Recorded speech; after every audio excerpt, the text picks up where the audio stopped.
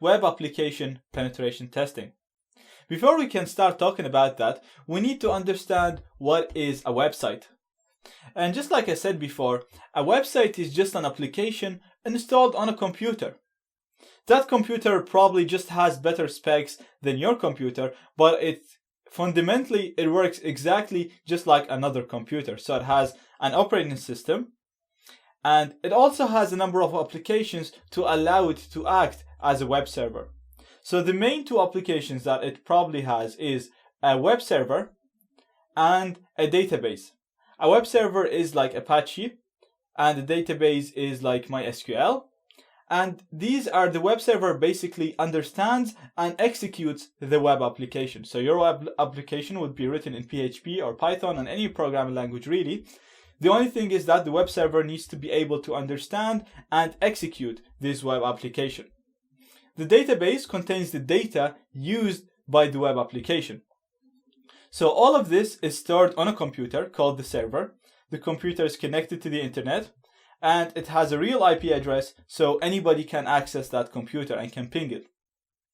So the web application is executed by the web server, which is installed on your server, on your target. Therefore, anytime you request a page or you run the web application, it's actually executed on the web server, and it's not executed at the client's computer.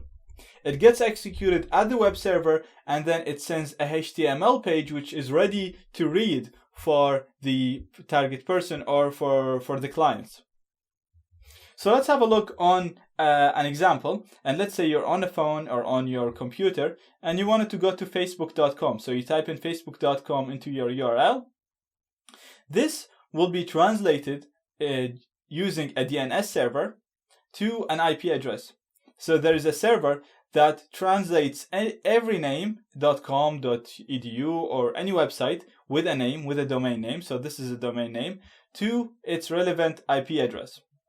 So you request facebook.com, the request goes to a DNS server, it translates facebook.com to the IP where Facebook is stored, and then it'll go to Facebook, to the IP address of Facebook, it'll execute the page that you wanted using all of the applications that we spoke about, and then just give you ready HTML. So what you get back is just a markup written in HTML, which is a markup language, of the result of executing the program. So the program gets executed on the server, and then you just only get the result. This is very important because in the future, if we wanted to get anything executed on the web server, if we wanted to get a shell, a reverse shell, or a virus executed on the target computer, then we need to send it into a language that the web server understands. So for example, PHP. And once you execute it there, it will be executed on that computer, not on your computer. So regardless of the person that accesses the page, the web shell that you're gonna send, if it's written in PHP in a language that the server understands, is gonna be executed on the server and not on your computer. Therefore, it'll give you access to the server and not access to the person who accessed that server.